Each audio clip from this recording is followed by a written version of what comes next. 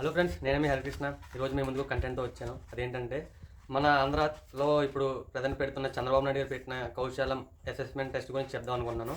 ఎందుకంటే ఈరోజు నా ఎగ్జామ్ రాశాను. నా ఎక్స్పీరియన్స్ మీతో షేర్ చేసుకుందాం అనుకుంటున్నాను. ఫస్ట్ ఏంటంటే మీరు యూట్యూబ్ క్లాసులు చూసి అయితే ఎగ్జామ్కి వెళ్ళకండి. ఎందుకంటే యూట్యూబ్ క్లాస్లో వచ్చే క్వశ్చన్స్కి కానీ సబ్జెక్ట్కి కానీ అక్కడ వాళ్ళు ఇచ్చే కంటెంట్కి కానీ అసలు సంబంధం లేదు. మీరు ఏ గ్రూప్ అయితే ఆ గ్రూప్ దాన్ని బట్టి బేసిక్ చదువుకొని వెళ్ళండి. మనకి ఎగ్జామ్ మీకు దగ్గరలో ఉన్న సచివాలయంలో మీకు మెయిల్కి ఏ సెంటర్ అయితే వస్తుందో ఆ సెంటర్కి అయితే ఫస్ట్ వెళ్ళిపోయి మీరు సచివాలయంలోకి వెళ్ళగానే మీకు సిస్టమ్ ఇస్తారు. ఆ సిస్టంలో web cam and head phones ఉంటాయి.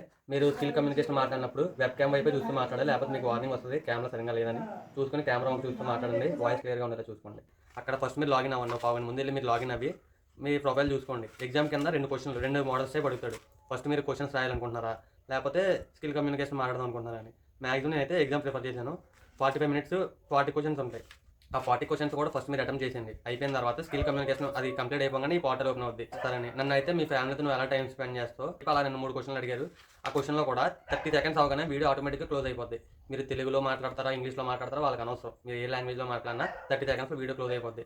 ఒకవేళ మీరు వీడియోలో సరిగ్గా మాట్లాడలేదు లేకపోతే నేను కాన్ఫిడెంట్గా మాట్లాడలేదని అనిపిస్తే మళ్ళీ రికార్డ్ అని ఉంటుంది. అది బటన్ మీరు ప్రెస్ చేసి మళ్ళీ రికార్డ్ కొట్టి మళ్ళీ మీరు క్లారిటీగా మాట్లాడండి.